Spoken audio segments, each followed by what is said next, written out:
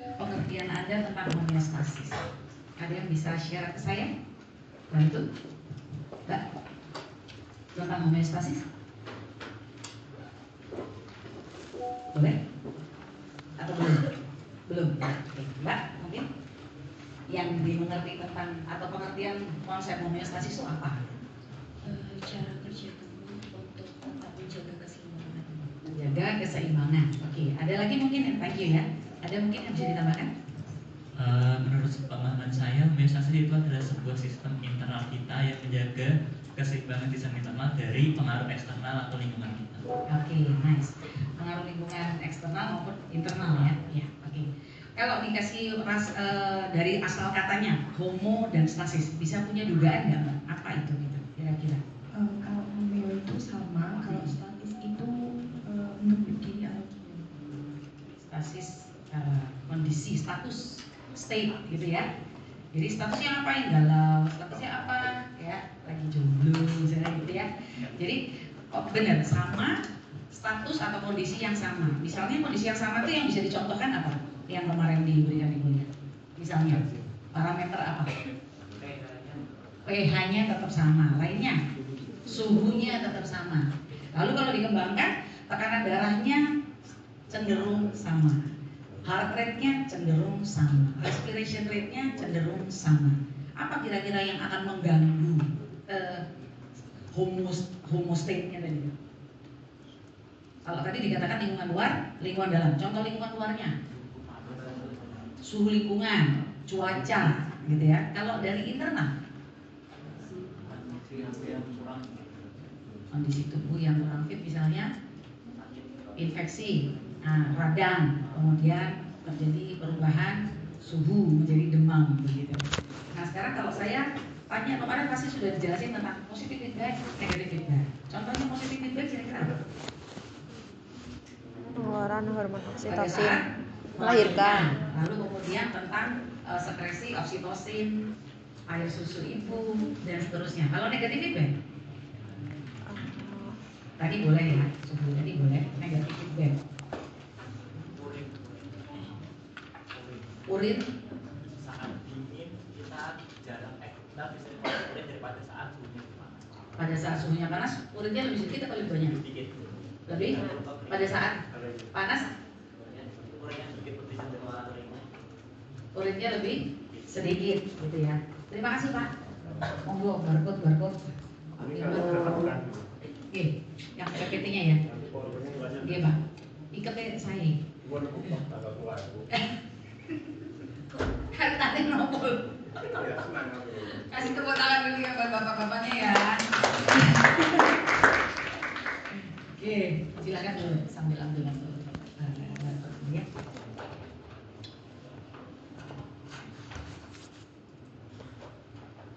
Nah dalam rangka untuk memelihara homeostasis itu, perannya sistem digesti itu untuk menyediakan energi.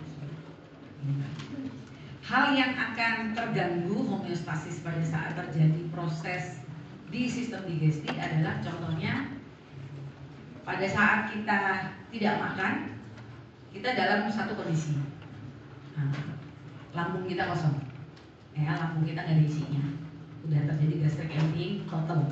Lalu kita makan, lambung akan terisi, terganggu dia. Tadinya kan kosong, maka dia harus negatif feedback kembali kosong lagi. Ya, jadi untuk dia mengosongkan lambung itu segala macam sesuatu terjadi untuk mengosongkan isi lambung. Kenapa harus dikosongkan? Karena dia harus bergerak menuju duodenum dan seterusnya sampai terjadi penyerapan dan seterusnya. Oke, ini ada yang belum angkat tangan? Cek ya, kemarin ada yang sudah pulang baru. Oh, ternyata belum. Udah semua ya? Kalau udah ada yang angkat tangan, berarti saya gitu.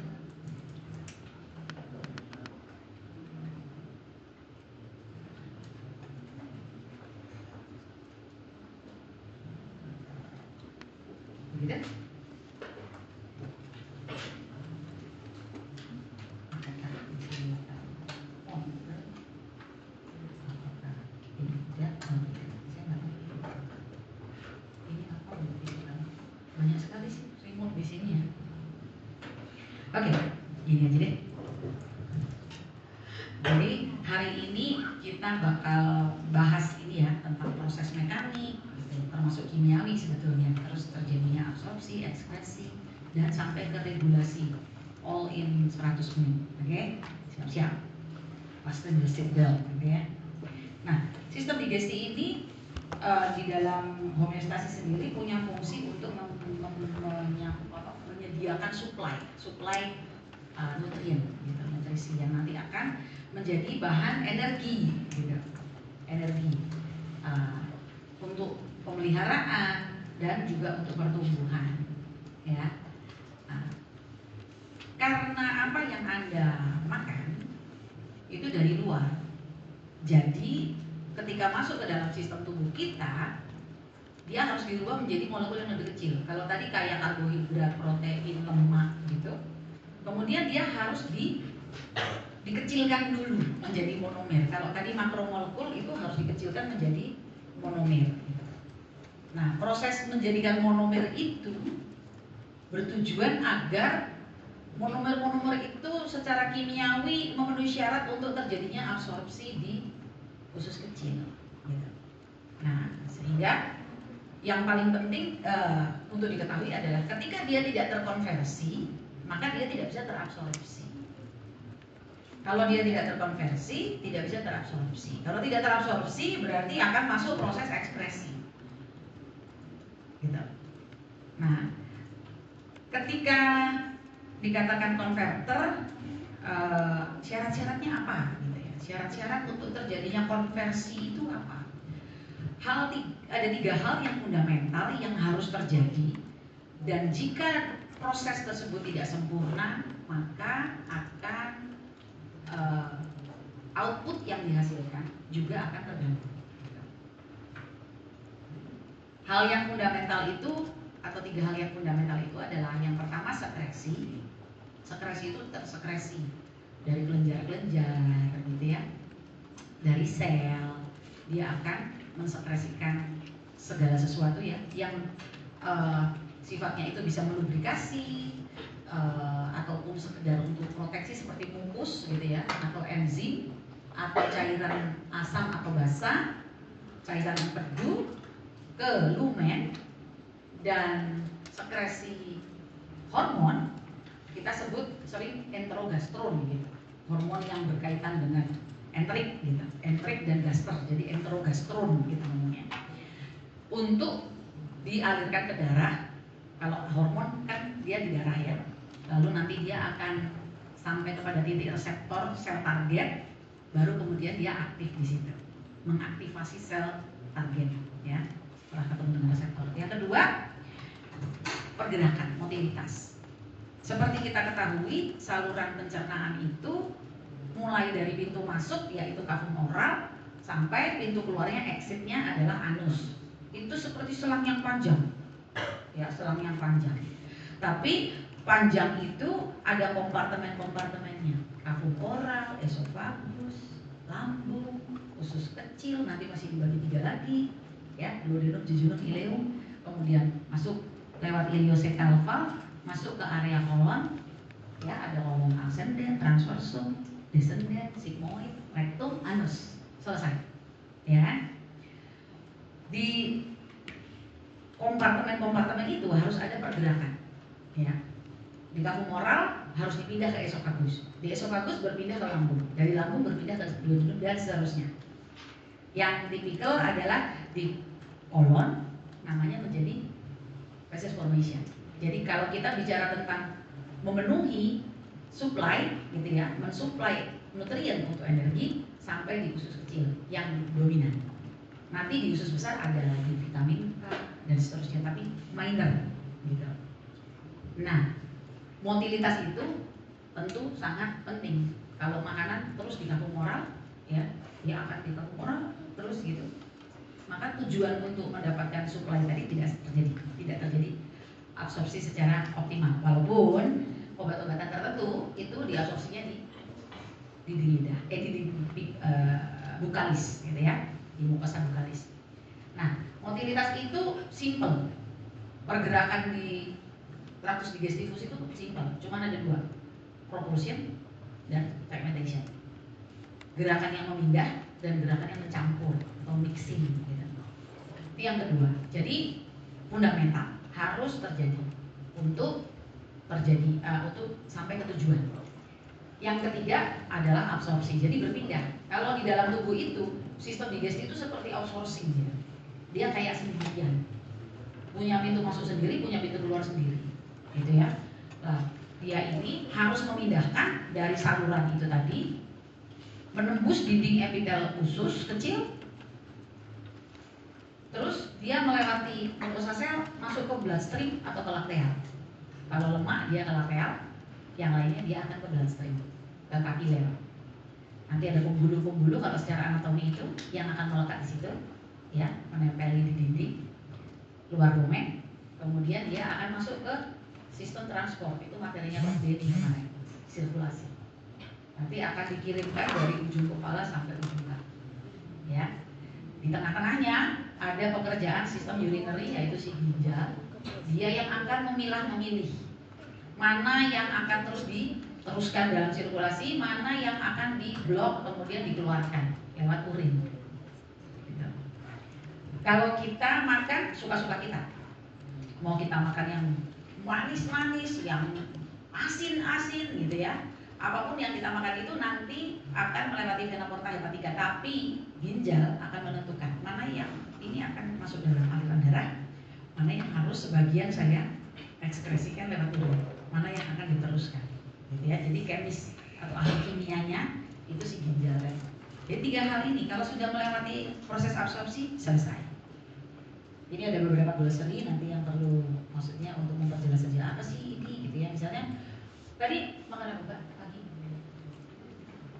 makan lupa. Kalau kemarin lupa mungkin tadi pagi nasi sama telur. Nasi sama telur tadi kalau sampai di mulut namanya jadi bolus. Apapun yang Anda makan namanya jadi bolus. Dibentuk jadi bolus, dicampur dengan saliva jadi bolus. Sampai di lambung dia akan jadi kimus. Gitu. Dirubah menjadi kimus, dicampur dengan HCl, pepsinogen dan lain-lain. Gitu. Kemudian nanti kalau sudah masuk di kolon, masuk jadi fecal material. Ketika keluar namanya feses. Jadi berubah-ubah nama. Kenapa terjadi perubahan nama itu? Karena memang ada sesuatu yang terjadi. Kalau nasi sama telur itu di luar, sampai di mulut campur dengan saliva, jadilah namanya bolus. Gitu. Kita sebut dia sebagai bolus. Lalu proses sampai di lambung namanya bolus. Bolus dirubah jadi kimus, tugasnya di lambung. Kemudian kimus akan diproses mulai ke duodenum dan seterusnya. Kimus yang tidak terabsorpsi namanya fecal material. Kalau sudah dikeluarkan namanya feses. Oke, sekarang kita lihat yang ini ya. Kalau tadi saya katakan ini berupa selang yang panjang atau hollow gitu atau tubes yang panjang, kita lihat di sini Anda perhatikan ya, ada tulisan motility di bawah, sekresi, absorpsi ya. Sekresi itu sudah dimulai di dalam moral, cuman ini waktu saya buat kurang maju namanya ya. Jadi ada proses sekresi. Proses sekresi kemudian dilanjutkan, kalau sudah jadi kimus akan terjadi absorpsi menjadi monomer-monomer yang bisa melewati dinding epitel usus. Kemudian sisanya adalah fecal material yang akan diproses menjadi feses. Ada pekerjaan bakteri, ada gas akan dikeluarkan dalam bentuk flatus, pembentukan gas CO2, metana akan jadi flatus, dan yang solidnya atau padatnya akan keluar dalam format feses. Selesai, gitu ya, selesai.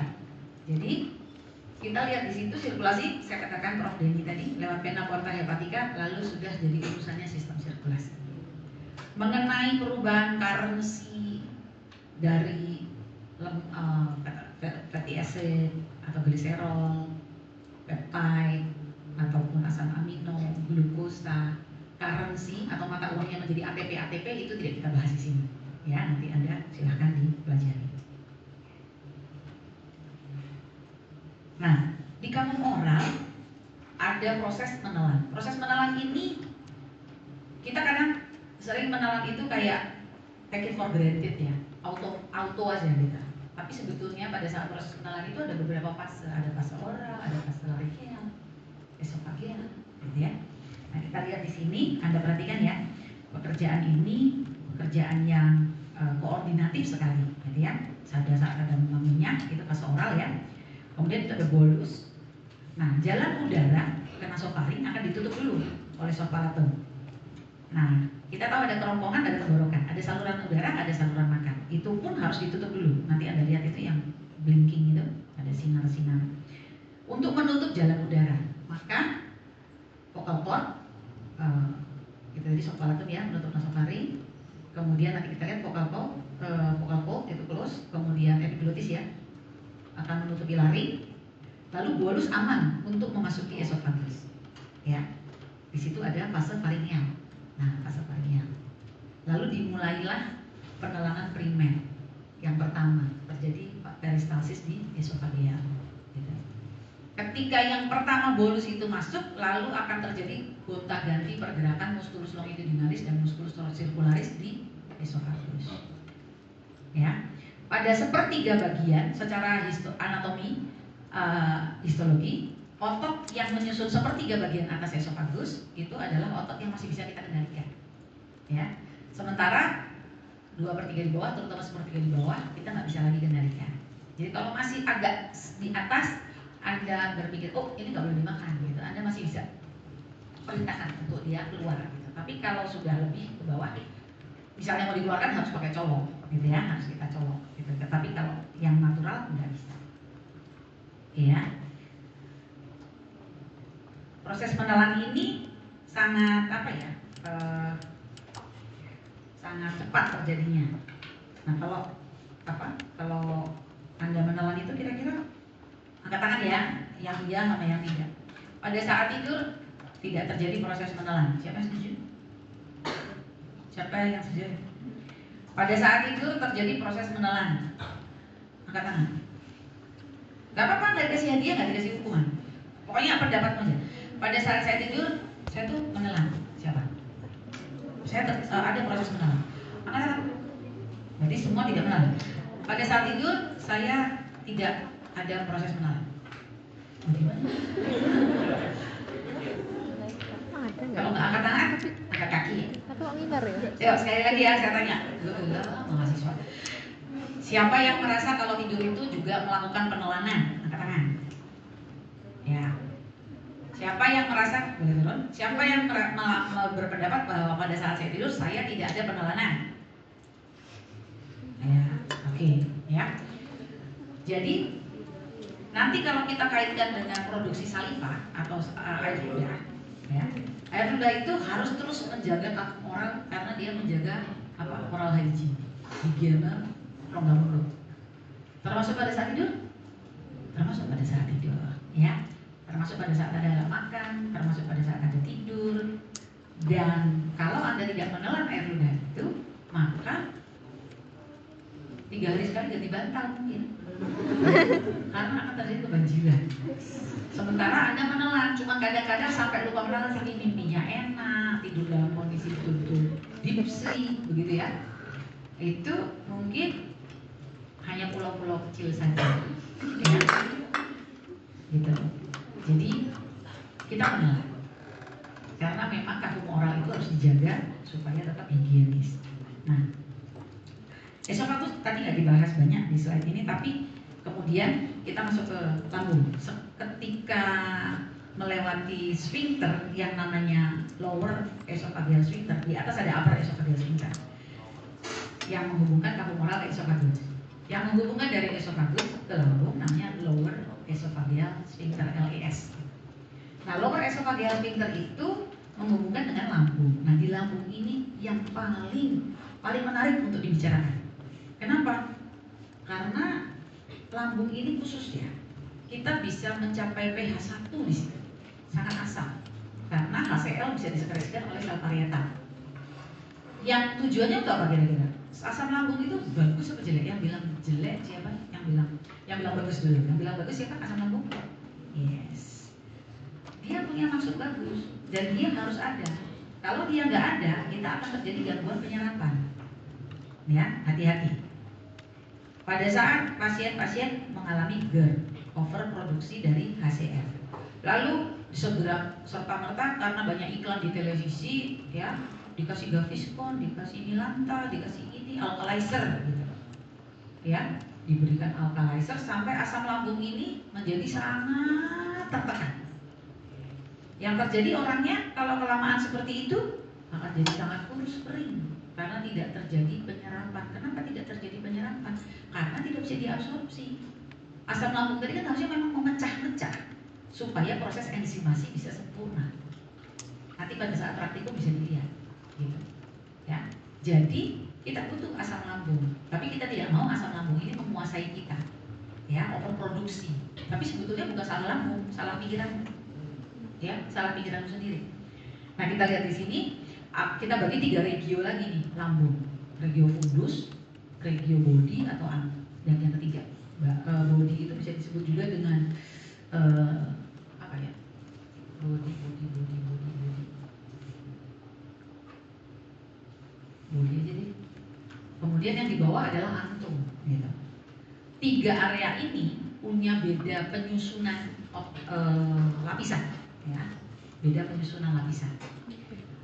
Yang tipikal adalah adanya lapisan mukosa yang tebal, ini ya, Anda bisa lihat. Lapisan mukosa yang tebal. Untuk apa? Untuk handling asam yang sangat pekat tadi, pH yang sangat rendah tadi. Ya.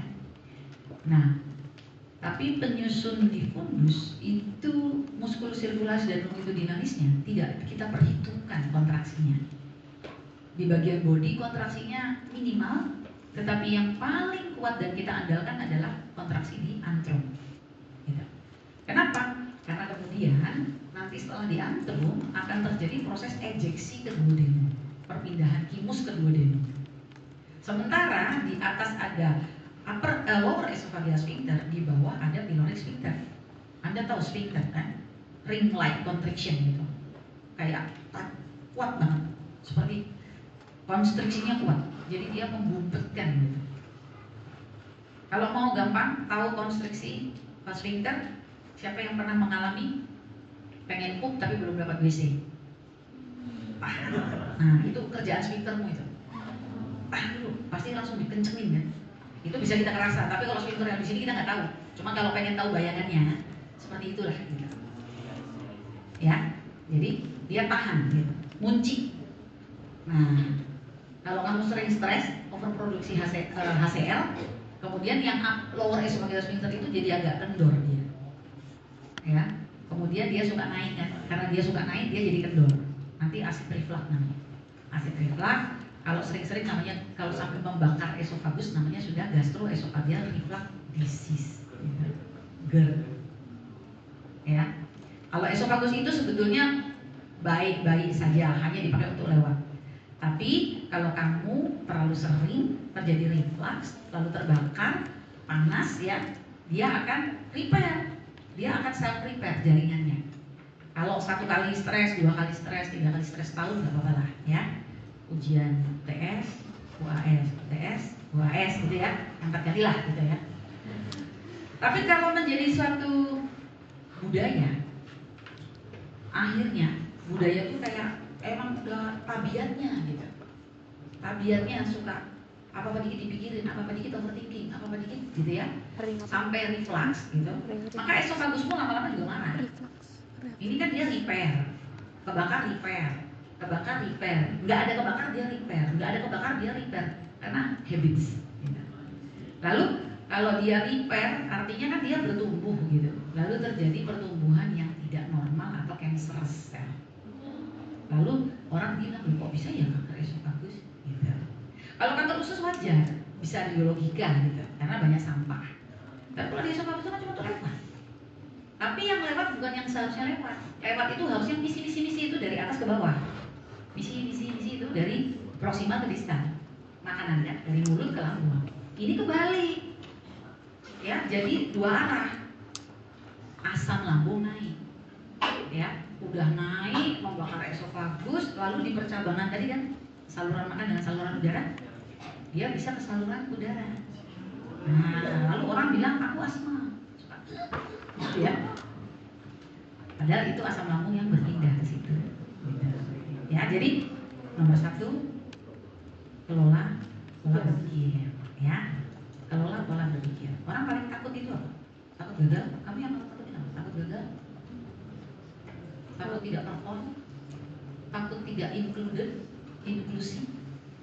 Takut Takut apa lagi? Takut gagal, takut apa? Takut apa? Takut nilainya jelek. Kenapa kalau nilainya jelek? Malu atau ya gitu kan, tidak perform gitu. Kamu nggak harus perform terus kok gitu. Jadi saya nggak mau itu. Cuma istilahnya lambung itu memang tugasnya bikin asam. Tapi asamnya cuma di situ aja. Kalau boleh turun ke duodenum. Kalau di duodenum bisa dikelola, bisa. Karena pas eksokrina pankreas akan melepaskan bikarbonat kalau ada asam. Dia memang punya piranti. Kalau esofagus nggak punya piranti. Maaf, ya. Karena stres itu bukan diciptakan dari yang di atas. Itu kerjaan dunia, ya. Kalau yang dari atas tuh yang peaceful gitu ya. Kalau yang di dunia ini yang suka bikin kamu takut, bikin kamu cemas, panik gitu. Jadi dia tidak di-equip untuk mengatasi asam. Yang sering-sering gitu. Kalau sekali-sekali boleh lah. Oke? Lalu di situ akan setelah selesai membuat kimus gitu ya, oleh karena pertolongan sekresi tadi ya, maka jadi kimus pindah ke duodenum. Sebelum kita ke duodenum, kita perlu tahu mengenai sekresi lambung. Sekresi lambung itu ada 3 fase. Yang pertama fase sefalik. Pada saat makanan itu belum masuk, belum ada. Yang kedua fase gastrik. Pada saat makanannya masuk ke lambung, lalu yang menjadi trigger adalah meregangnya lambung. Seperti balon diisi air dia meregang, lambung diisi makanan dia meregang. Meregangnya ini akan menjadi pemicu sekresi gastrik, sekresi sel-sel yang ada di dinding. Yang ketiga adalah fase intestinal. Pada saat sudah mulai kimus tadi meninggalkan lambung menuju duodenum. Ya, oke. Nah, ini yang patah-patah itu menginhibisi, kalau yang memanjang itu menstimulasi, ya, menstimulasi asam lambung. Nah, tadi kita ngomongin kan over sekresi asam gitu.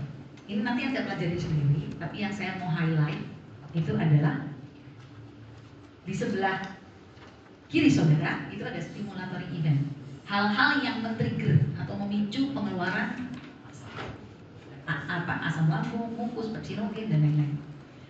Yang sebelah kanan saudara adalah yang menghambat gitu. Oke, di setiap fase. Nah, pada saat cephalic phase ini mau dicoba nggak? Fase cephalic ini makanannya belum ada, baru ada misalnya ada jam makan tertentu. Anda orangnya tertib banget. Jam 6 pokoknya nggak tahu apa harus makan. Jam 12 nggak tahu apa harus makan. Nah, setiap jam-jam itu dia akan melepaskan sekresi. Ya, lalu Anda akan bercup gitu. Karena biasanya gitu. Tapi kita melihat, membayangkan makanan, kemudian kita mencium bau makanan, melihat gambar makanan, berpikir tentang makanan ataupun apa ya, apalagi kita gabungan begitu ya, memori kita gitu. Misalnya ibunya pintar banget masak ayam bakar gitu. Nah, ketika tercium ayam bakar itu bergabung dengan memori, itu akan lebih membuat kita sekresi lambung itu lebih maksimal gitu. Oke? Sekarang kita tutup mata ya, permainan 1 menit, 30 detik kalau kita kooperatif. Oke, tutup mata dulu. Yang nggak tutup mata kena denda. Tutup mata Mas? Ya, tutup mata semua. Oke.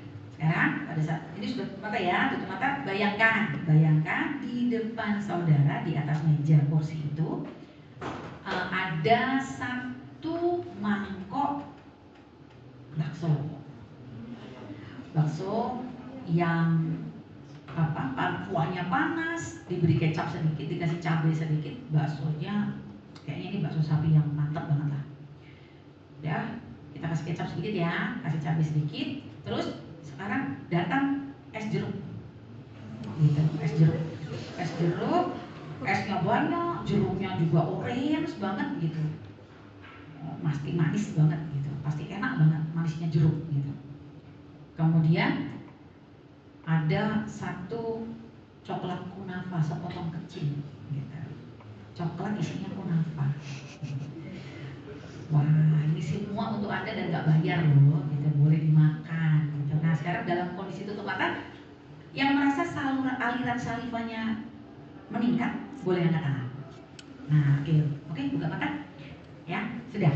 Jadi aliran saliva itu menunjukkan sekresi tadi mirip dengan sekresi lambung. Tapi kalau saya bilang sekresi lambung, Anda nggak kerasa. Seperti sphincter tadi kalau dibuntut kerasa kan. Nah, saliva ini juga mewakili sekresi tadi, ada fase salivaliknya. Jadi dengan membayangkan makanan, melihat foto makanan, ya jadi GoFood, GoRapFood, ya itu luar biasa pintarnya. Tapi kalau dia nggak kasih gambar yang bagus, mereka goblok gitu ya. Karena dengan cara itu Anda akan sangat ingin beli, walaupun nanti datangnya beda gitu ya, sering agak gagal total gitu.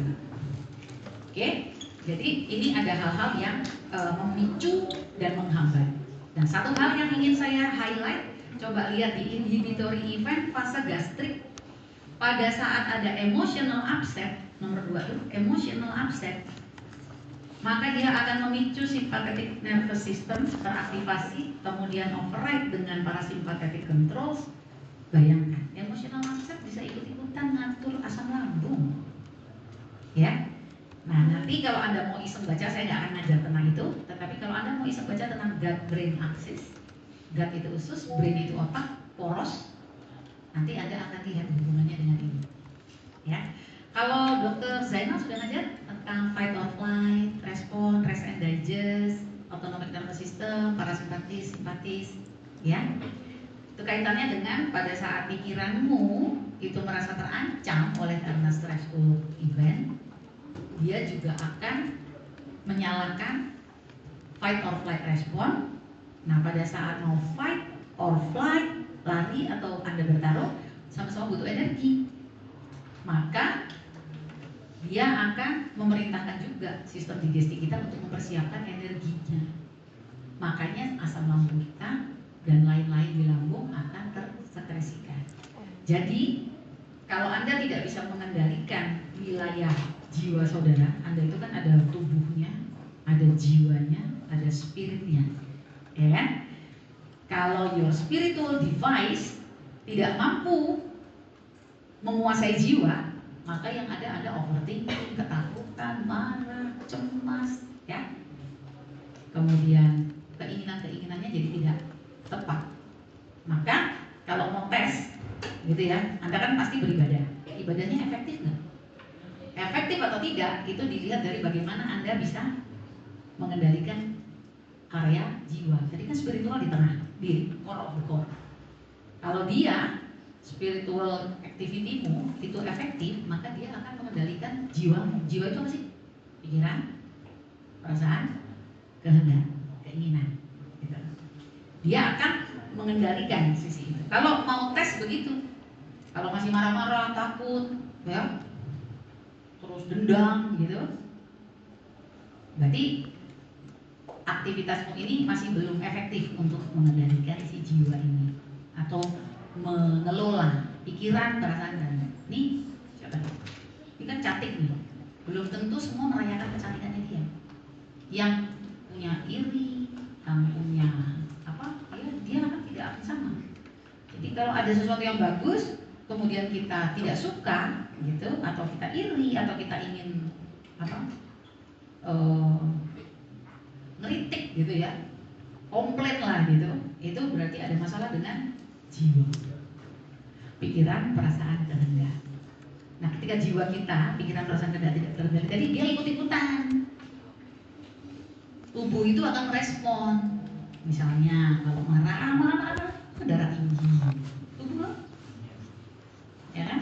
Takut pandemi COVID, takut mati, takut ini, kalau ini mati itu gak usah diatur, nanti mati sendiri, ya. Bahasa repot, gitu. Ya kalau emang mati, kalau emang nggak mati. Takut, ada sesak napas, harusnya belum mati, jadi mati. Coba ada pernah dengar nggak cerita tentang si wabah? Dia melewati padang gurun, ketemu sama satu kafilah gitu. Terus ditanya, kamu mau kemana? Mau ke Damsik. Apa yang kamu? Damaskus ya, Damsik. Gitu. Kamu mau ngapain? Mau bunuh 50 orang. Wabah ini namanya wabah. Mau bunuh 50 orang. Oke, ya udah jalan sana. Lalu dia balik lagi, ketemu lagi nih sama yang tadi. Menurut kabar, gitu. Kan kabar berestafet zaman dulu kan.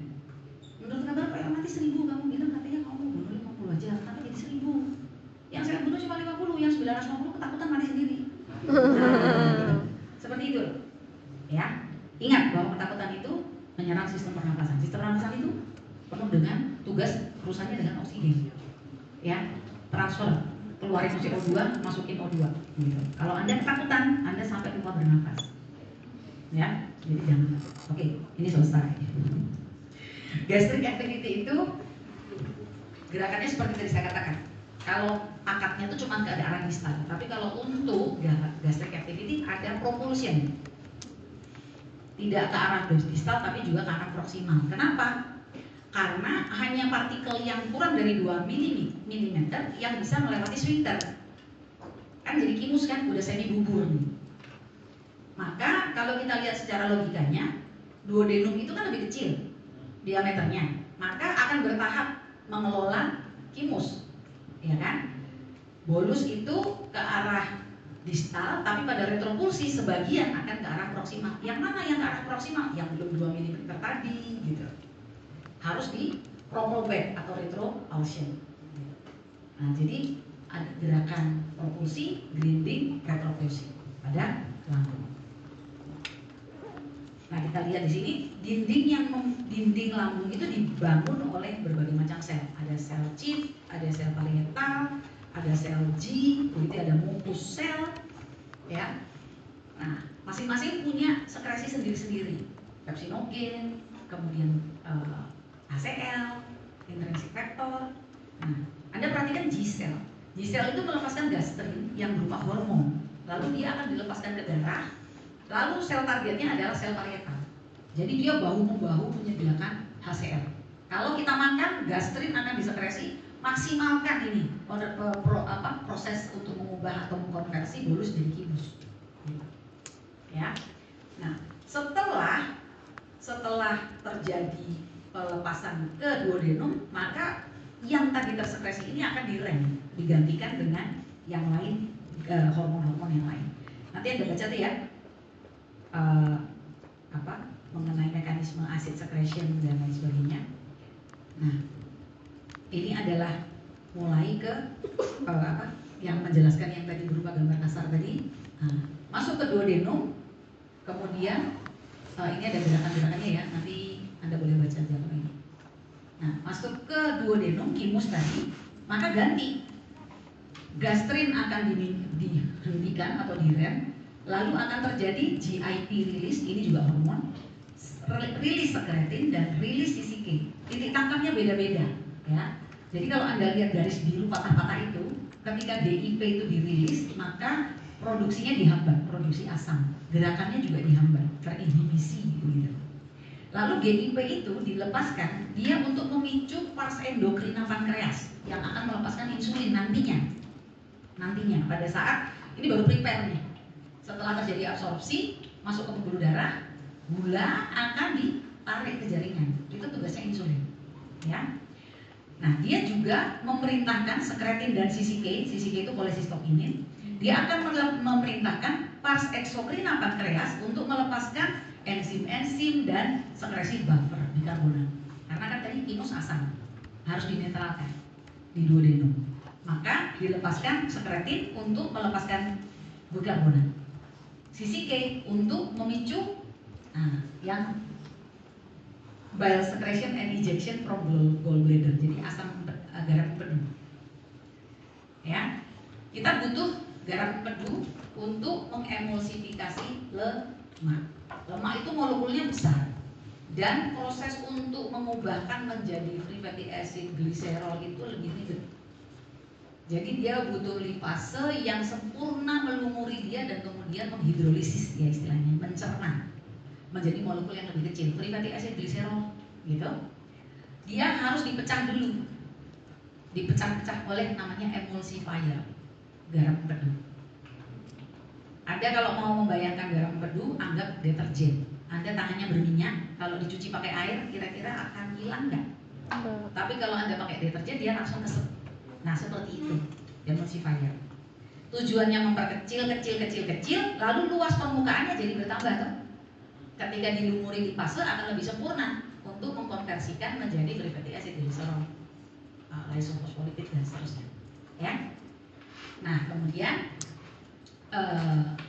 mereka akan mulai disempurnakan di duodenum, masuk ke yeyunum, dan disitulah nutrien terabsorpsi dengan optimal. Jadi nanti kalau dipelajari anatomi histologi ya, histologi penyusunnya akan berbeda. Kalau di yeyunum akan lebih banyak apa, pembuluh darahnya seperti apa, ya. Di situ mulai terjadi penyerapan, ya. Nah kalau kita lihat tadi di duodenum ini pergerakannya, ini duodenum ini lipatannya tuh bener-bener lipatan-lipatan, jadi dia berkerut-kerut, bukan berkerut tapi berlipat-lipat. Kalau pada mayat itu dibuka, usus manusia itu, usus semua ya, dibuka dalam keadaan tidak berlipat, karena kalau sudah mati kan terus dia lemes, namanya postmortem gitu. Itu kalau dibuka selama tenes usus kita itu. Jadi lipatannya di bagian dalam itu betul-betul maksimal. Untuk apa? Untuk memaksimalkan pencampuran tadi, juga memaksimalkan penyerapan. Luas permukaannya itu sangat lebar, luas, ya. Nah, pergerakan duodenum ini juga sama, ada yang menstimulasi atau memicu dan ada yang menginhibisi, gitu. Nah, Anda bisa lihat ya, gerakan kontraktilitas usus itu tidak pekerjaan satu atau dua substance, tapi banyak.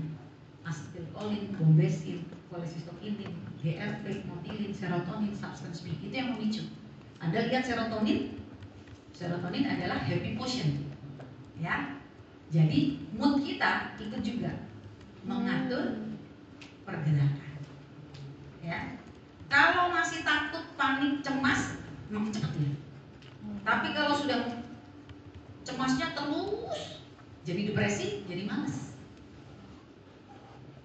Kalau akut, biasanya Anda akan keobesitasnya tuh cepet banget. Habis makan, pengen nih langsung ke toilet, netret gitu. Iya. Tapi kalau sudah terlalu lama Anda mengidap cemas lama-lama susah BO. Gitu. Ya. Jadi pada saat tahap awal dia akan mengganggunya menjadi lebih cepat.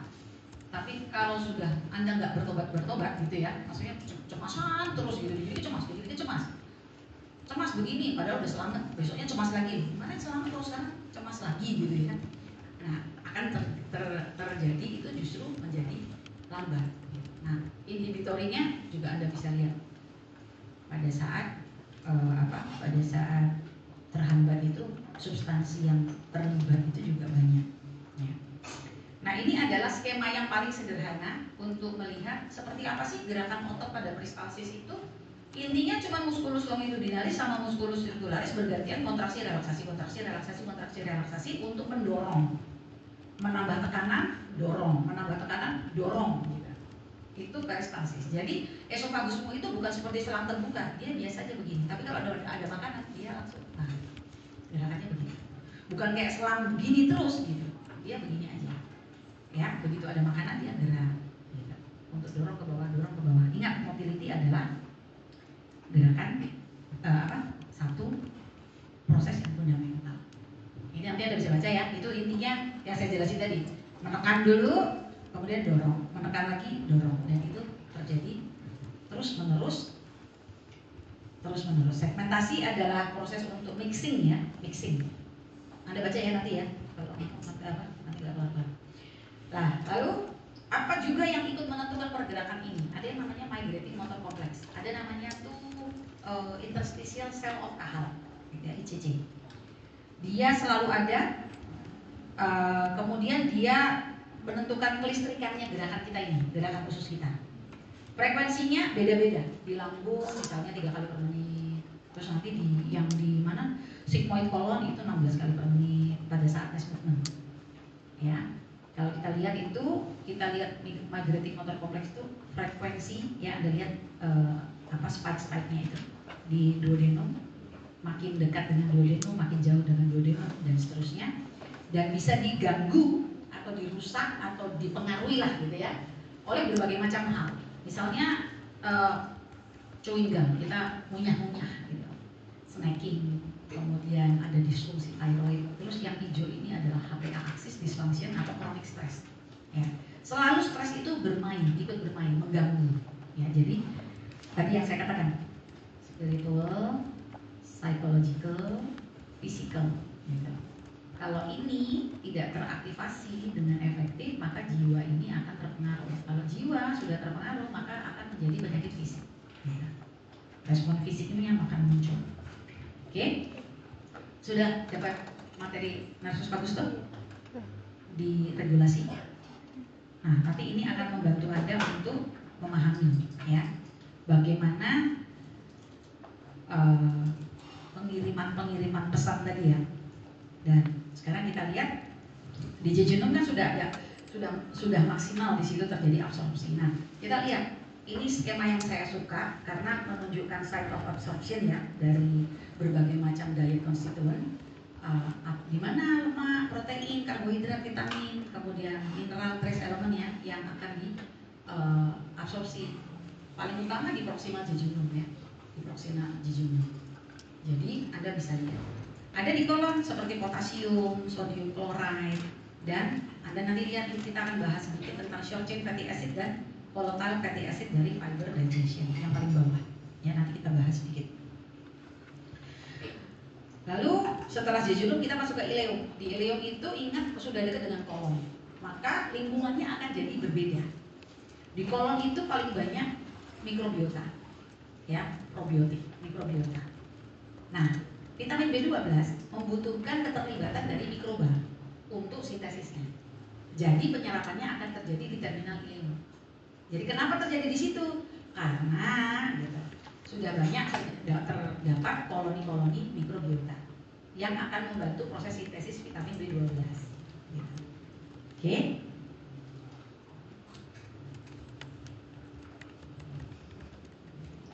Ini yang akan menjadi pemisah dari usus kecil ke usus besar, ya, yang namanya ileocecal valve. Ya, dia sphincter juga itu, ya, dia akan memisahkan antara ileum dan cecum. Gitu. Itu namanya ileocecal valve. Di situ yang namanya nanti dibilang apa? Usus buntu. Ya. Kita lihat di situ, kalau di small intestine itu namanya area dapur, gitu. Tapi di area large intestine itu sudah garbage area. Tadi kan kita sudah ngomongin tentang fecal material toh. Di situ nanti namanya prosesnya adalah feces formation.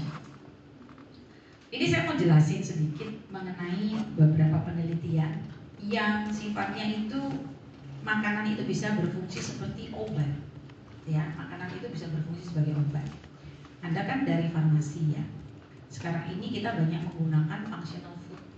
Nah, penelitian kami itu mengenai buah ficus carica atau buah tin, ada surat tin, gitu kan? Nah, itu ternyata kaya antioksidan, kaya fenolik. Gitu. Nah, pada kondisi hipoksia, sel itu akan beradaptasi dengan mengaktifasi berbagai macam gen, ya, melalui satu gen itu namanya HIF, hypoxia inducible factor. Hipoksia alfa 1 alfa misalnya. Nah, ternyata dengan mengkonsumsi makanan yang kaya fenol itu dia bisa mengurangi dampak dari hipoksia. Ya, inflamasi gitu ya.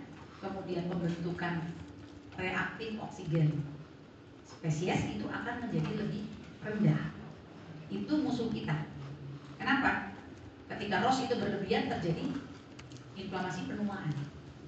Kalau penuaannya prematur, matinya prematur, gitu kan? Nah, jadi dari makanan itu ternyata kita bisa meningkatkan kemampuan kita untuk menangkal berbagai macam hal yang menjadi fenomena harian kita, gitu ya.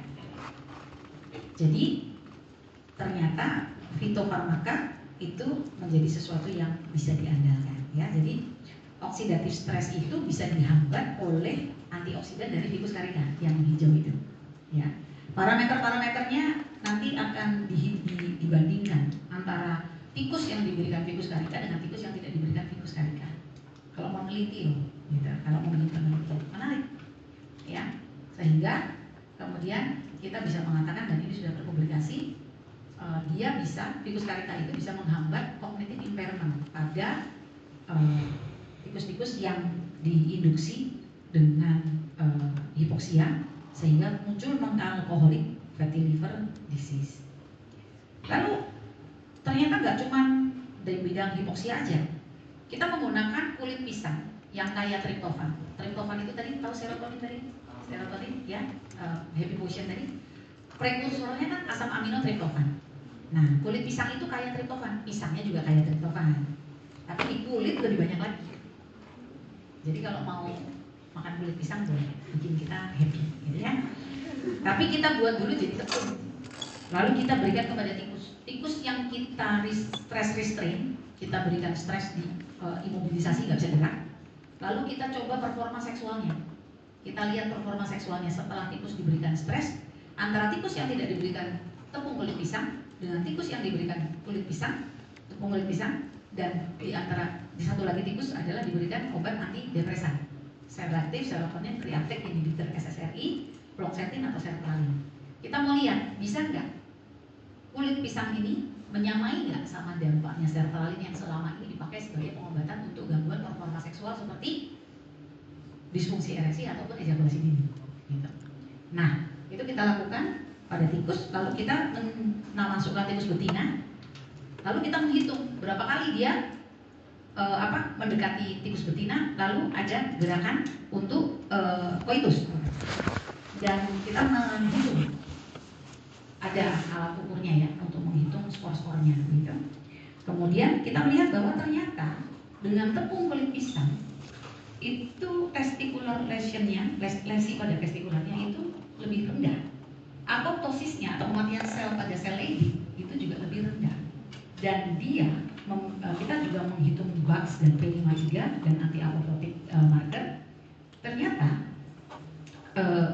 menyamai triptofan itu dia bisa menyamai efek dari obat-obat kimia SSRI. Nah, jadi ternyata dari makanan yang diasup apabila kita benar memilih makanan itu yang bisa kita propose sebagai functional food.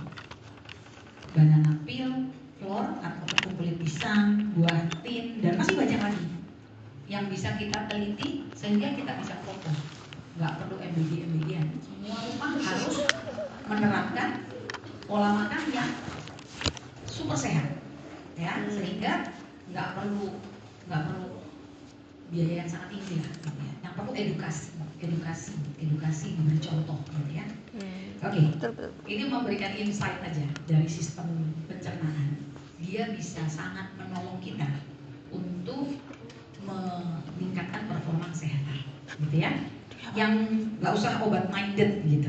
Nah, sekarang nanti era Anda itu adalah era di mana preventive medicine itu akan sangat maju. Kita cenderung mencegah, gitu ya. Kita bagaimana mempromot sistem imun kita, mempromot kualitas hidup manusia, ya. Obat itu ya kita perlu, tapi kalau bisa sakitnya kita defense ya, defense kita lebih kuat kan lebih bagus. Oke, sekarang kita lihat kalau di usus kecil namanya segmentasi dan propulsi. Kalau di usus besar sama, tapi namanya diganti. Propulsi tadi namanya mass movement, segmentasi namanya hostration. Karena apa? Karena anatomicalnya. Kalau mass movement itu lebih ke arah berbeda. Kalau propulsi tadi hanya untuk menggerakkan, terus menggerakkan, tetapi untuk di usus besar untuk persiapan defekasi, persiapan untuk BAB. Ya. Mass movement itu kalau mixing gampang ya, tinggal mixing aja. Ya ada ada step namanya Hausdorff churning, nanti kita lihat gambarnya. Ini step-stepnya nanti Anda boleh lihat. Ya. Sorry, ini saya nggak ada di sini.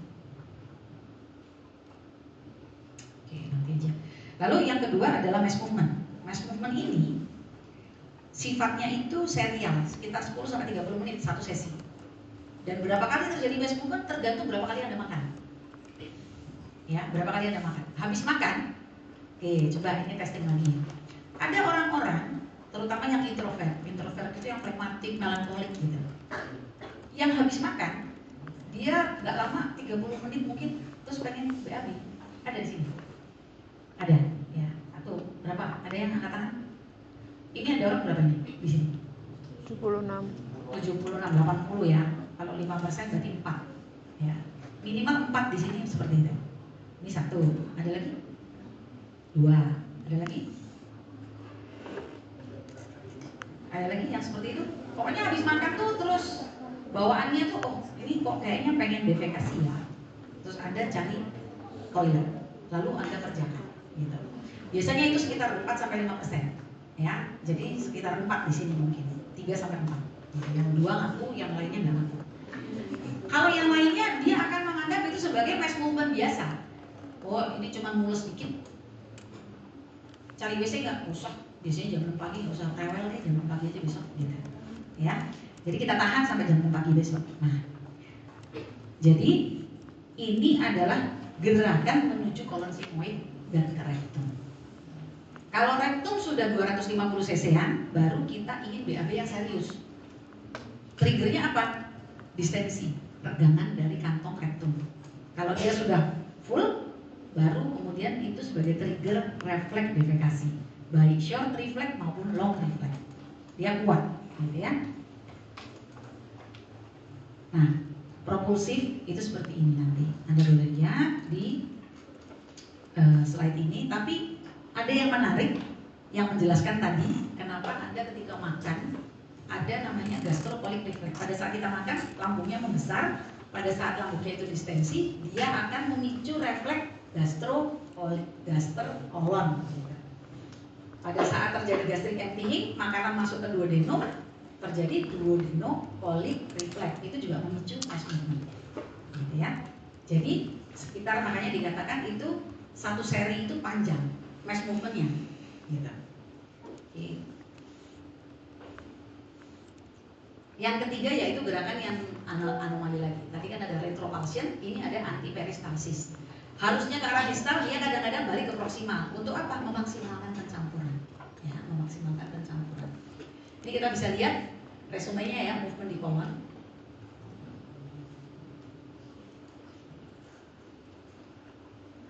Kita bisa lihat. Ini kan tadi kan ileocecal valve dari ileum masuk ke kolon cecum, kemudian ke kolon ascendens, kolon transversum, ada haustral churning di kolon transversum. Ini nanti akan membantu absorpsi air, garam, vitamin begitu. Kemudian haustral churning itu adalah mendorong sepanjang intestin. Gitu. Caranya seperti itu. Gaster yang teregang akan memicu kolon sigmoid, mass movement untuk bergerak.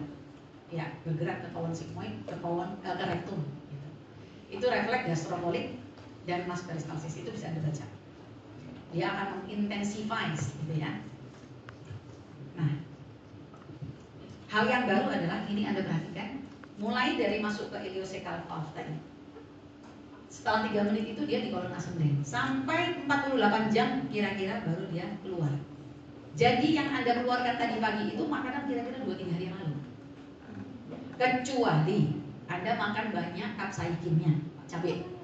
Anda banyak makan yang banyak papaya.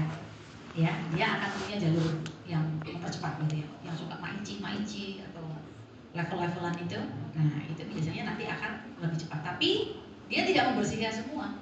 Masih banyak yang tersisa di kolon yang nanti masih tetap ikut proses ini.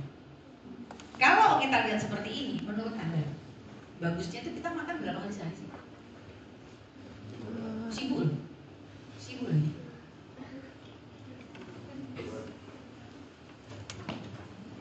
Anda itu makan 3 kali sehari itu produknya siapa? Berat. Produknya industrial ya, era industri, ya kan? 1 kali makan, dulunya nggak ada, sekarang jadi ada, itu triliunan itu. Putaran uangnya triliunan 1 kali breakfast. Breakfast itu dulu nggak ada. Mana ada breakfast? Ya. Lalu era industri, penggagasnya siapa? Rockefeller lah, ya, jagonya. Dia kemudian menggerakkan bahwa kita itu butuh staple food, gitu. Makanan pokok, butuh kita makanan pokok. Sekarang bilang nasi putih bikin sakit gula, ya, nggak boleh makan tepung-tepungan. Kemarin yang suruh siapa? Industri ya, era industri. Kalau saya disuruh tanam gandum, tapi tidak ada kebijakan tentang staple food, saya nggak mau tanam gandum, siapa yang beli? Lalu era industri muncul, staple food, beras, padi, ya, jagung, dibikin sebagai staple food supaya kamu tuh tergantung semua. Makanya pakai your brain cells itu nggak ada batasnya. Tahu kan? Neuroplasticity, brain plasticity, dia tuh Anda mau pegang seberapa aja bisa. Pola berpikir. Saya jarang mengajak ya untuk berpikir, misalnya saya kasih tahu nih, ini masuk perempuan nih, ini sampai defekasi nih, sampai bersih ini kamu butuh sampai 48 jam. Harusnya kamu makan berapa kali sehari? 3 kali seminggu aja cukup makan. Dan Anda nggak akan ada obesitas di dunia ini. Sekarang orang tiba-tiba kayak sok pinter banget, intermittent fasting gitu kan? Ya kan? Itu zaman dulu sudah ada. Lalu era industri merusak karena mau jualan supaya kamu pada beli, supaya ekonomi berputar, supaya ada negara-negara yang menjadi penentu nasib seperti US dollar, ya. Dia sebagai dasar, lalu ada gold, gitu. Padahal goldnya dari Freeport, tapi Amerika yang menentukan, gitu. Ya, kenapa? Jangan marah, pakai pikirannya, gitu loh. Kalau mau memberantas itu, jangan marah-marah demo-demo, nggak usah, nggak perlu. Pakai pinternya. Setelah hari ini kita belajar, masihkah kita berpikir bahwa kita harus makan 3 kali sehari? No, buangnya aja lama. Dan ketika ini sangat sibuk, nah pagi-pagi ini siapa yang ngantuk? Yang makan nasi, telur, ayam, ya, minum susu segelas, ngantuklah kamu. Begitu banyak energi yang dibutuhkan untuk mencerna. Nah, kalau sudah makan, tubuh kita kan pinter. Ini makanan udah masuk nih, saluran cerna sibuk nih, pembuluh darah di sini semua. Fokus, namanya rest and digest system. Makanya habis makan kan ngantuk. Jadi kalau pagi-pagi butuh kuliah jam 8, jangan makan nasi telur. Apa akan menceramai itu? Makan buah aja, fruktosa. Energi yang ready to use. Masih bisa betul-betul berenergi tapi tidak menyibukkan dan membuang energi.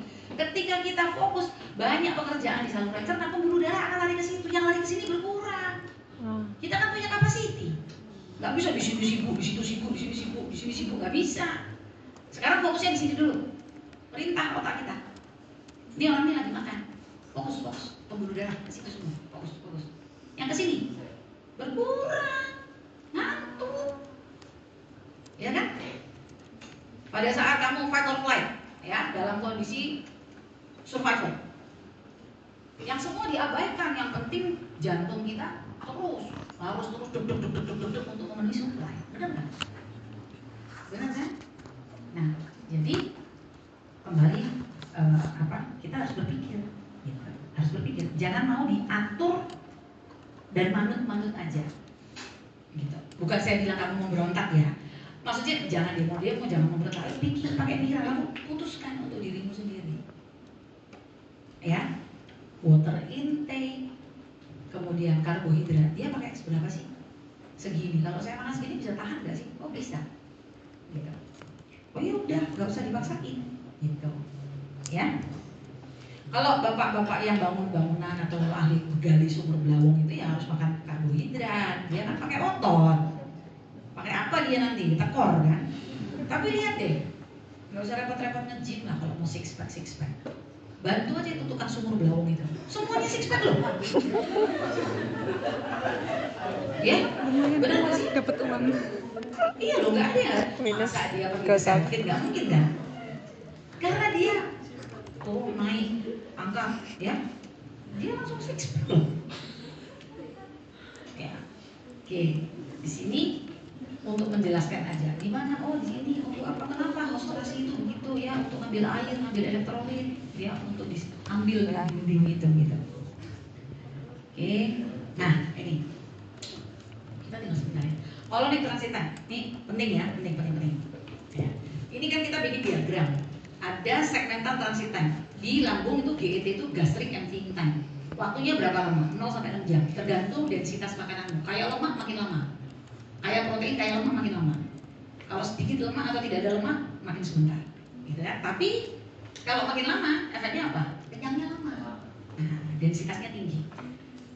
Small intestine transit time 2-8 jam, colon transit time adalah 0,1 sampai 46 jam, distal di bagian proximal itu ya, di bagian distal 0,3, di rectosigmoid 1 sampai 1,34 jam. Nah, jadi lama. Nah, di situ dilihat, colonic transit time makin lama makin panjang, makin ke bawah makin panjang. Fecal water content makin ke bawah makin sedikit. Kemudian pH makin ke bawah makin tinggi. Microbial density dan alpha diversity makin besar. Microbial composition juga beda, di atas banyakan apa, di bawah banyakan apa. Nah, di sini Anda lihat ada metabolisme mikrobia. Sekarang berterima kasihlah kamu tidak seperti sapi yang punya selulus, enzim untuk serat. Anda nggak punya, jadi nggak bisa dicerna. Lalu kita bilang untuk apa? Satu, untuk memicu pergerakan kolon, memicu pergerakan usus. Yang kedua, menjadi prebiotik makanannya si mikrobia. Dia menjadi makanannya atau prebiotik si probiotik makanannya. Kalau ada probiotik tapi tidak ada prebiotik, kamu kasih tentara nggak dikasih peluru. Ya, tentaranya ada, pelurunya nggak ada. Gimana mau perang? Kalau kamu kasih prebiotik berupa serat yang tidak bisa dicerna tadi, maka dia akan dimetabolisme oleh mikrobia. Dan metabolitnya adalah short chain fatty acid, bisa asetat propionat maupun butinat. Ya, asetat propionat butinat. Gunanya untuk apa? Ini Anda penting loh ini, ya, mulai tahun pertama. Dia bisa melewati sawar darah otak. Tidak banyak yang bisa melewati sawar darah otak, tapi dia bisa melewati sawar darah otak dan dia memperbaiki proses learning, memory, mood, behavior. Ini adalah masa depan untuk pengobatan ADHD, autisme, ya, gangguan learning, demensia, Alzheimer, Parkinson. Ini masa depannya, nggak usah repot-repot. Dikasih metildopa, dikasih madopa, ininya hilang, ya. Tapi muncul penyakit yang lain, itu obat kimia. Tapi kalau dari makanan, perfectly safe.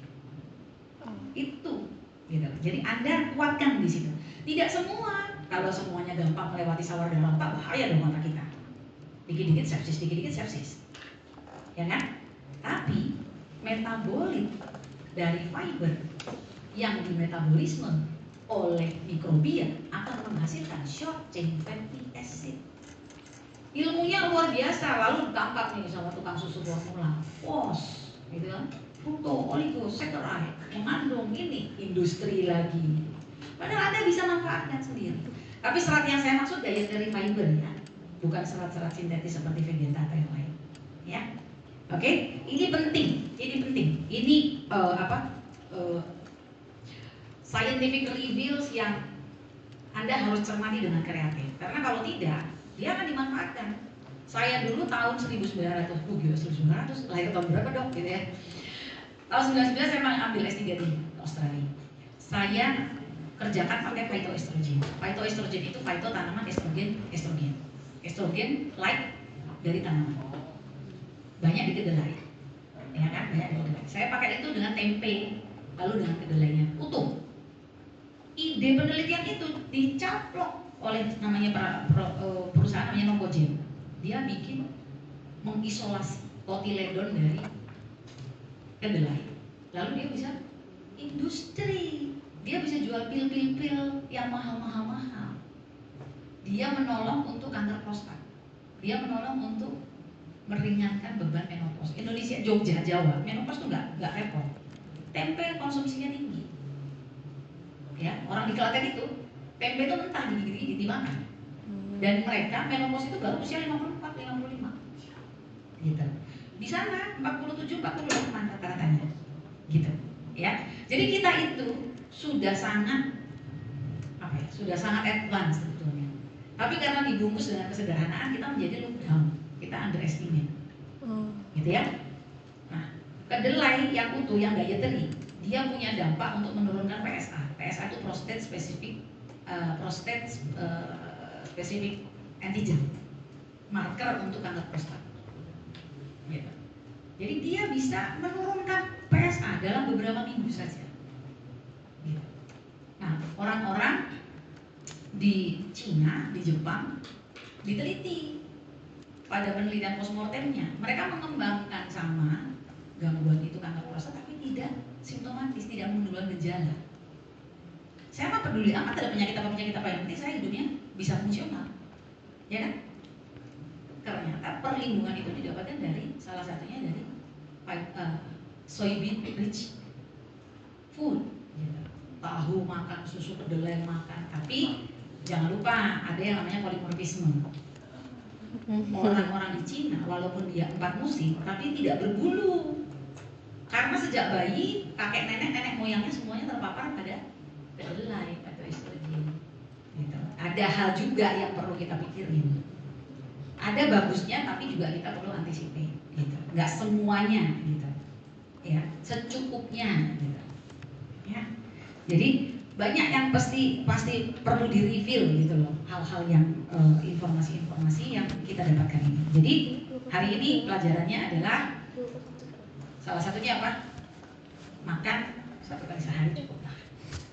Ngirit sehat. Oke. Ya kan? Hemat sehat. Hemat sehat. Kemudian makan fiber. Ya, makan fiber. Oke, ini adalah tentang aksesori. Waktu saya tinggal sedikit. Aksesori nanti dibaca ya. Aksesori itu gini ya. Jadi dia akan supporting, jadi sebagai bantuan untuk proses digesti. Ya. Misalnya cairan saliva. Ya, cairan saliva. Tadi kan kita main-main soal saliva ya kan. Saliva itu komposisinya seperti ini. Nah kalau kita lihat fungsinya, iler-iler yang kamu anggap sebagai sesuatu yang tidak berharga itu berharga. Dia punya 3 fungsi: untuk mengelola makanan, untuk memelihara gigi-gigi, dan untuk anti mikroorganisme. Dari properti yang dimilikinya, ya, yang sepadat itu, maksudnya yang hanya 0,5 itu, dia punya daya untuk yang di outer circle itu adalah komponen pada saliva. Membantu proses digesti tentu enzim, untuk merasa atau pencecah, untuk bolus formation, lalu untuk gigi-gigi ada sebagai bikarbonat untuk buffer, kemudian untuk melakukan demineralisasi maupun mendukung remineralisasi dan juga untuk lubrikasi, dan untuk menangani mikroorganisme, apakah itu bakteri, jamur, atau virus. Yang suka makan jajan nggak masak, siapa yang masak saya tanya? Saya masak 1, 2, 3, oh excellent loh. Yang tidak masak, yang jajan, make sure ya. Walaupun salivamu itu punya antibakteri, antifungal, anti jamur, antibakteri, antifungal, dan antiviral, ya tapi tetap harus hati-hati. Tapi walaupun kalau orang jajan nggak usah kan? aku mati, ya ada ini gitu, ya. Karena kan? yang jualan bakso yang ambil ini itu belum tentu kalau dia habis ke kamar mandi dia cuci kaki, belum tentu ada air. Esnya belum tentu air makan. Cucian mangkokmu itu 1 ember untuk nyuci sampai puluhan kali. Ya, bisa dari. Ya, bisa dari. Misalnya kepengen banget jajan gitu ya, mungkin bawa tisu basah. Pak, sini mangkoknya, aku cuci dulu ya. Tapi in case, kamu punya antibakteri, kamu punya antifungal, kamu punya antiviral ya. Jadi saliva itu perlu, kan produksinya bisa sampai 1500 cc sehari. Jadi kamu mesti minum dong, rajin minum dong, karena pasti gila ini nggak cukup gitu. Oke. Ini adalah, kemudian ada cairan pankreas yang tadi saya sebutkan. Tergantung apakah pars eksokrina atau pars endokrina, ya itu gunanya penting. Prinsip untuk homeostasis gula darah, ya itu 2 hal, kuncinya di insulin dan di glukagon, ya kan? Pada saat kamu tidur, pada saat kamu makan, fase fasting gitu ya, fase fasting, begitu kita makan ada gula di darah, maka insulin yang tadi sudah kita ceritakan, ya karena proses dari GIP tadi, dia akan mengeluarkan insulin untuk mengambil gula tadi diserahkan kepada jaringan-jaringan, ya. Untuk apa ya? Untuk kamu bergerak. Pada saat tidur, kamu walaupun tidur kan bernafas ya kan? Jantungnya bekerja, ususnya juga bergerak, ginjalnya bekerja, semua bekerja. Tapi basal metabolic rate, butuh energi. Pada saat Anda tidak makan selama 4 jam, namanya sudah fasting state kalau sekarang dibilang. Nah, pada saat itu terjadi hentakan keseimbangan energi negatif, maka itu akan menjadi pesan untuk melepaskan grelin. Grelin ini hormon untuk menaikkan appetite, untuk kita membongkar energi glikogen karena kita tidur. Tapi kalau kamu nggak tidur, yang kamu lakukan adalah ambil GoFood, GrabFood dan sebagainya karena ada lapar, meningkatkan appetite. Maka tidurlah kalau malam supaya terjadi pembongkaran glikogen oleh lepasnya glukagon.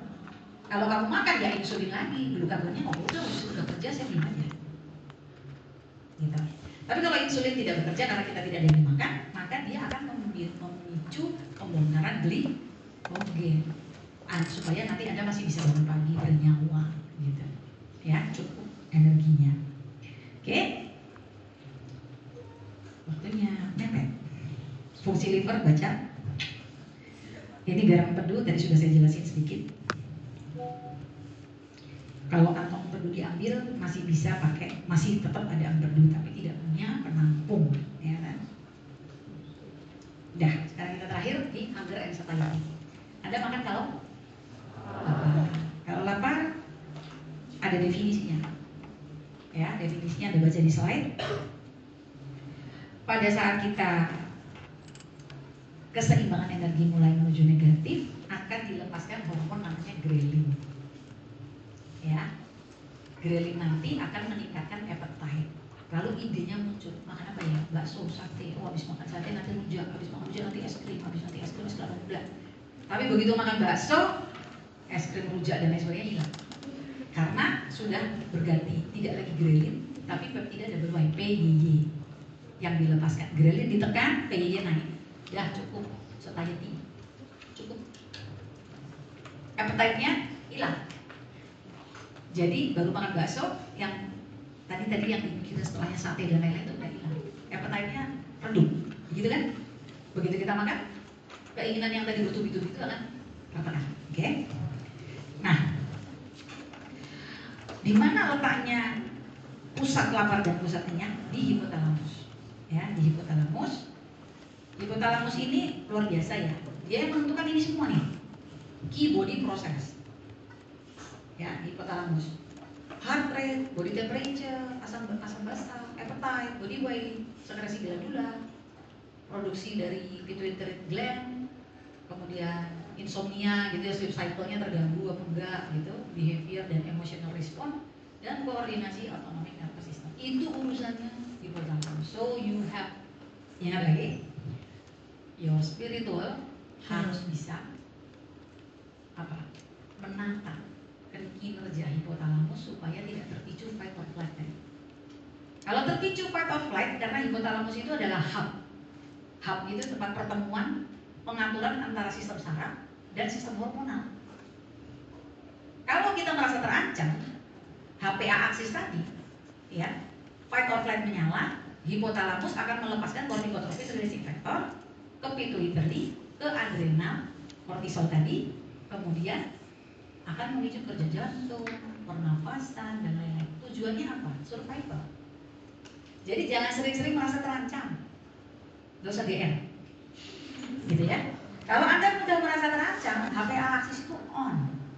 Flight or flight itu akan on. Kalau fight or flight itu on, hipotalamus akan ngancau ini nih semua. Dia mengerjakan tugasnya untuk survival karena Anda merasa terancam. Iya kan? Nah, kalau merasa terancam begitu tadi, hipotalamus lepasin corticotrophic releasing factor, pituitary hormon, kortisol, adrenalin, norepinefrin, dan seterusnya.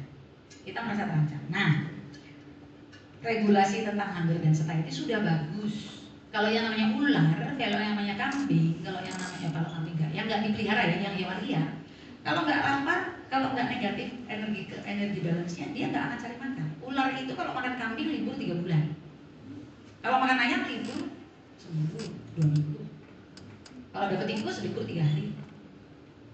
Kalau dia sudah dapat tikus selama 3 hari, walaupun lewat Mickey Mouse, Minnie Mouse dan lain sebagainya, dia nggak akan peduli.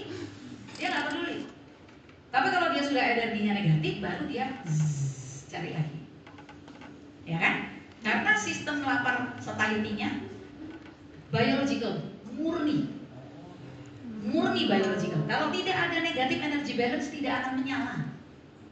Si grelin tadi, keperluan insting dia untuk cari makan tadi tidak menyala. Jadi nggak ada ular korupsi, yang ada orang. Ya, kenapa? Karena orang itu bukan hanya makhluk biologi. Ingat tadi ya, era industri. Kita menjadi makhluk ekonomi, kita menjadi makhluk industri, kita menjadi makhluk sosial, kita menjadi makhluk religi. Ya, pada saat puasa walaupun kamu sudah energi balance sudah negatif, tetap nggak bisa makan, tetap akan menahan makan karena makhluk religius. Walaupun kamu kenyang, kalau saya bilang oke, saya traktir, oh ini, ayo kita ke hotel tertentu, mau nggak? Walaupun kenyang berangkat makhluk ekonomi. Ya, makanya gitu. Jadi hipotalamus tadi gitu harus betul-betul dikendalikan oleh yang tadi core of the core tadi. Perlu makan nggak sih? Oh enggak. Gitu. Ya, jangan selalu merasa survivalnya itu terancam. Gitu. Jadi dinamika teman hunger satiety ini tadi akan membawa kita berpikir tentang insulin dan glukagon ya di situ. Jadi hunger, makan jadi satiation sampai di satiety, lalu dipakai energinya masuk lagi ke hunger. Gitu. Ya, jadi dan yang penting perlu Anda ketahui, lapar itu tidak hanya lapar biologis. Lapar bisa psikologis, lapar relasi, lapar untuk komunikasi. Yang parah sekarang lapar validasi. Ya, sama-sama itu, sama. Tubuh kita itu agak sulit membedakan. Lapar komunikasi, oh lapar ini makan. Jadi hati-hati, jangan lama jadi jomblo, nanti gemuk. Ya, lapar relasi, lapar komunikasi, rasanya kok kesepian ya? Oh lapar ini, enggak, itu kesepian. Ya, bukan lapar makan. Kalau mau dibuktikan ya, ada lapar yang memang bukan energi negatif. Siapa yang di sini yang kalau mau match udah makan terus pengen makan lagi? Kalau perlu makan orang, ya ngamuk-ngamuk gitu kan? Iya enggak?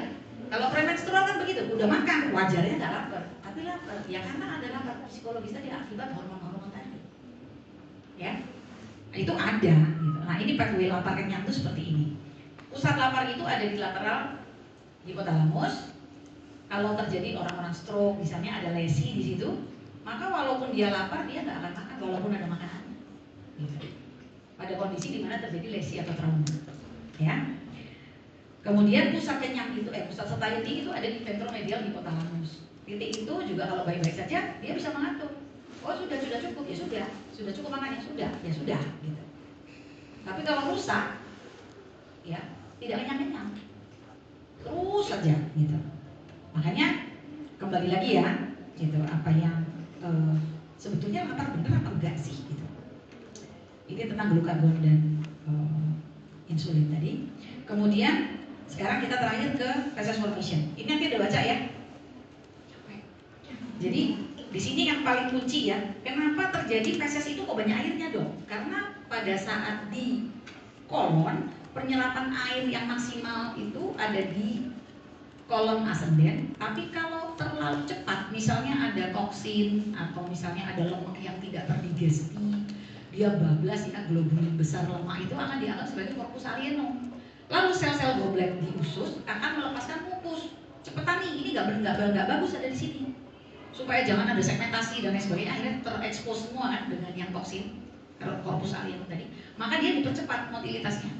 Karena belum sempat diambil airnya cukup, maka dia akan keluar dalam bentuk penuh cairan. Lalu kita sebut diare misalnya. Tapi kalau terlalu lama, ya, penyerapan cairan itu akan terjadi terus, sehingga fesesnya menjadi kering dan sulit dikeluarkan, ya, hard to pass gitu. Nah, kalau dikatakan selama ini refleks defekasi ya, nanti dibaca sendiri gampang, itu sudah ada step by stepnya. Jadi ketika kita 3 kali sehari atau setidak-tidaknya sejarak-jaraknya 3 kali seminggu itu normal, aman, gitu ya. Kalau misalnya kita biasanya 1 kali sehari terus jadi 3 kali sehari ya diperiksa aja. Tadi makanya kebanyakan enggak, makan apa. Kalau logis ya sudah. Kalau menjadi pola yang salah baru kita eksplor. Kalau enggak apa-apa. Kalau kurang dari 3 kali seminggu nanti itu cenderung konstipasi. Kalau lebih dari 3 kali sehari cenderung deliria, gitu aja. Oke. Kemudian ini sih udah deh. ada hal-hal yang bisa membantu mengatasi konstipasi. Ini terakhir aja deh yang ini ya. Nah, kalau urin itu nanti ada urine color chart gitu. Kalau yang ada kan di kamar mandi sekarang udah mulai banyak di toilet umum. Tapi yang ini belum, Bristol stool chart. Kamu deh yang mulai ya, bikin stiker ya. Kemudian kita lihat ada tipe feses itu ada 7. 1 itu yang keras ataupun kering gitu. Yang 7 itu yang cair. Nah, yang normal yang paling ideal itu nomor 4. Nomor 3 masih acceptable, tapi yang ideal itu nomor 4. Nah, tadi pagi Anda nomor berapa? Gak usah dijawab. Jadi mana yang akan perlu gerakan yang lebih, minum air yang cukup, serat yang cukup, probiotik dan seterusnya bisa Anda rencanakan, gitu ya. Bagaimana sih producing good stool yang nomor 4 itu? Aktif secara ototnya, ada cukup cairan, dietary fiber, cukup bakterianya, dalam arti kata tidak dysbiosis, healthy food, healthy colon lining, tidak luka atau tidak ada inflamasi, dan jangan menahan kalau ada keinginan untuk BAB, gitu ya. Jadi speedy stool transit. Nah, kemudian kita kenali probiotik tadi. Tadi kan saya sudah ceritakan. Nah, ada kondisi namanya eubiosis, itu yang normal, seimbang. Ada yang namanya dysbiosis, yang patogen lebih bukan terlalu dominan, tapi yang yang beneficial itu menurun saja. Ini ada angkanya ya, ada angkanya. Kalau kurang dari 90% itu kita akan terganggu, ya, akan menyebabkan si patogen itu berkuasa. Begitu. Jadi ini cuma rebutan makanan, rebutan koloni begitu. Ada yang jelek, ada yang bagus. Oke, ini ya intestinal mikroflora dari lambung sudah ada, tapi makin ke bawah makin banyak sesuai dengan skema kita tadi. Oke, jadi ini ada ada Grandiatarsis, nanti Anda bisa baca yang tadi saya sampaikan. Ya, ini sudah yang terakhir. Jadi satu hal yang bisa kita kerjakan. Coba dibuka di internetnya. Berapa jumlah sel adult human? How many cells in adult human? How many cells in adult human? Wow. Berapa tadi? 27 triliun. 30 sampai 40? Oke. Sekarang diganti yang cellsnya tadi. How many microbes in adult human? Berapa? 12 itu berapa tuh? 30. Ya. Kaget nggak? Jumlah selmu sama jumlah mikroba yang ada tuh imbang. Bahkan beberapa tahun yang lalu, kira-kira 5-6 tahun yang lalu atau mungkin 5 tahun yang lalu, masih lebih banyak mikrobanya daripada selnya. Ya kan? Artinya apa? Kamu itu kebun binatang. Ya, banyak sekarang. Jadi kehidupan mikroba itu akan terganggu koloninya ketika kamu stres, ketika kamu makan makanan yang salah, ketika kamu tidak menerapkan pola hidup yang sehat. Dan bisa ditingkatkan dengan makanan yang sehat, dengan olahraga, ya, dan menjaga state of mind. Dia akan menolong kita, ya. Bedanya, misalnya ya, pakai singkong dengan singkong. Pakai singkong jauh lebih banyak prebiotik dan probiotiknya dibandingkan singkongnya. Karena fermentasi. Jadi mikrobiom itu menolong kita. Kita pun perlu menolong dia, saling tolong menolong. Jangan biarkan pikiran kita terlalu tertekan. Dia menolong kita untuk juga rilis dari tertekan. Kalau kita tertekan dan membiarkan kita tertekan, dia juga akan berkurang, terjadi dysbiosis, bukan eubiosis. Oke? Jadi saluran cerna adalah tempat otak kedua, karena di situ banyak sekali yang tadi saya katakan, tempatnya serotonin sampai 80% di situ. Kemudian mikrobiom yang mengatur kehidupan kita juga di situ. Jadi hati-hati dan pikirkan pola makan yang macam apa yang cocok untuk setiap kita, gitu ya. Oke, selamat pagi, selamat melanjutkan kegiatan. Good luck sampai lulus. Amin.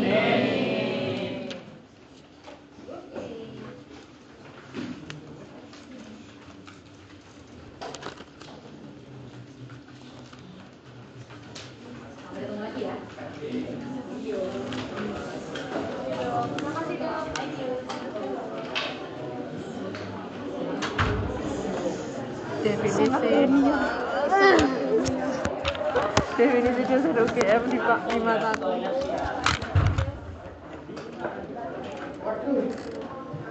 Permisi, mohon maaf sebentar ya teman-teman. BTW ini kelas apa ya? B. Oke.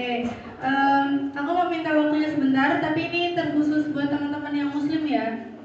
Jadi kalau teman-teman yang non muslim ada urusan boleh buat keluar dulu. Tapi minta tolong buat teman-teman yang beragama Islam boleh untuk tolong mendengarkan ya.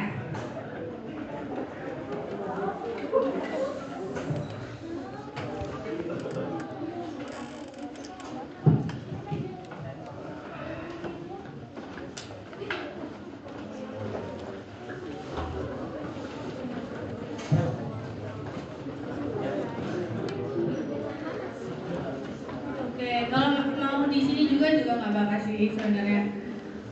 Oke, mohon maaf ya teman-teman, mau minta waktunya dulu gitu karena ini kita mau mengingatkan informasi yang insya Allah cukup penting gitu buat teman-teman sekalian. Baik, perkenalkan, ayo kita buka dulu ya. Assalamualaikum warahmatullahi wabarakatuh. Selamat pagi. Baik, perkenalkan saya Fauzia dari B angkatan 23 dan saya Eva dari B23 juga.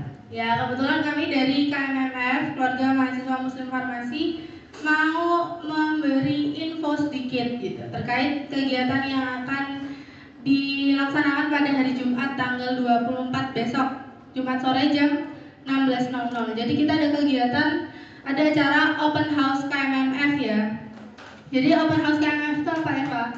Jadi open house KMMF ini adalah sarana untuk memperkenalkan apa sih KMMF itu dan apa aja sih kegiatan serta bidang-bidang yang ada di KMMF. Jadi acaranya nanti kita itu akan mengundang Kak Fatihah Citra Effendi sebagai pembicara. Jadi kakaknya ini sering banget menjuarai PKM dengan meraih medali emas dan perak. Jadi nanti bisa sharing-sharing dan tanya ke kakaknya. Iya gitu. Terus juga yang highlightnya adalah kita juga ada free voucher ujian, tutorial ujian buat ujian akhir semester nanti ya. Jadi ntar peserta terbaik akan dapat voucher tersebut kayak gitu. Jadi tinggal datang teman-teman sharing sama kita. Terus nanti buat peserta terbaik yang bisa paling aktif atau bisa paling semangat gitu, nanti akan dapat voucher tersebut kayak gitu. Nah, mungkin juga sedikit kemarin UTS-nya tuh gimana sih teman-teman? Sulit, susah. Oke, paling susah apa? Barusan dong ya? Barusan ya sih? Oke, nah di sini juga harapannya kita bisa sharing-sharing sih teman-teman terkait ya apa nggak cuman materi, tapi kita juga pengen membahas terkait bagaimana sih mahasiswa farmasi yang katanya akademik oriented banget itu bisa menjalani kehidupan kuliah yang nggak cuma akademik aja sebenarnya isinya, tapi juga seru-serunya ada, mainnya ada, dan juga jangan lupa penjagaan spiritualnya gitu sih ya. Itu kami tunggu ya. Ketua kelas B mana ya? Oke, diajakin juga ya teman-temannya buat ikut open house KMMF. Kami tunggu semuanya di hari Jumat jam 4 sore. Hari Jumat jam berapa teman-teman? Oke, kami tunggu ya. Jangan lupa datang. Nanti peserta terbaik bakal dapat free voucher tutorial ujian. Gitu dari kami. Ada yang kurang? Mungkin itu aja dari kami, cukup sekian dan teman-teman ditunggu banget ya kehadirannya. Iya, terima kasih teman-teman. Terima kasih.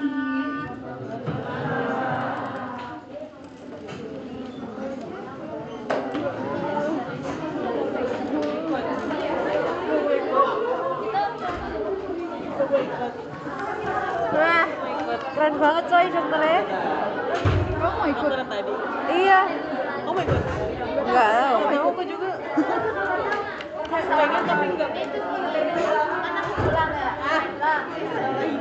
Nah kan kalian kamu camping, nggak usah pulang. Di kosku. Emang sampai jam berapa? Kosku sekarang ada wifi. Gak boleh makan sehari aja. Sehari sekali aja. Di puasa. It's a bit birthday. Nggak, kalau kayak itu loh yang dokter MBG yang di DPR. Ya. Ini mah stand up gratis coy.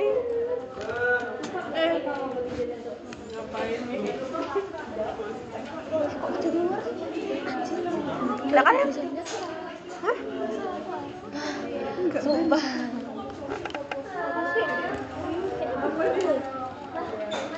Aku mana dosanya?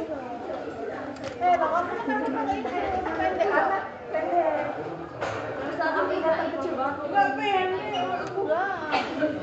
Lah aku segini. Daratnya aku enggak akan pakai panggil dia putri Solo lagi. Kenapa?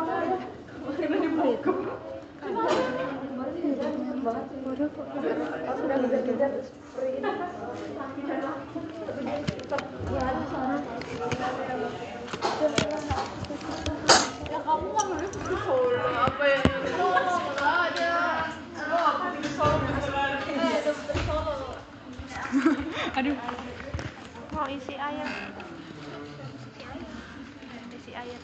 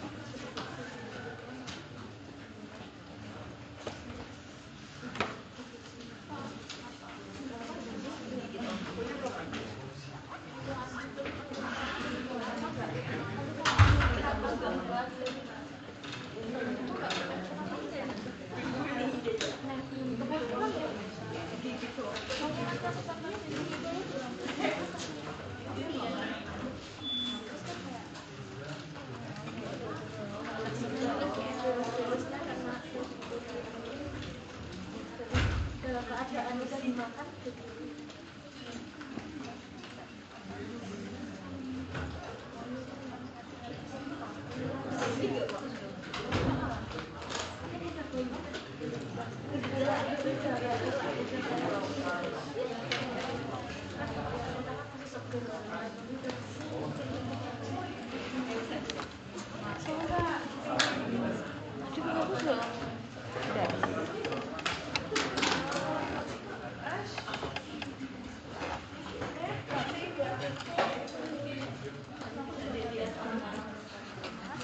Legend.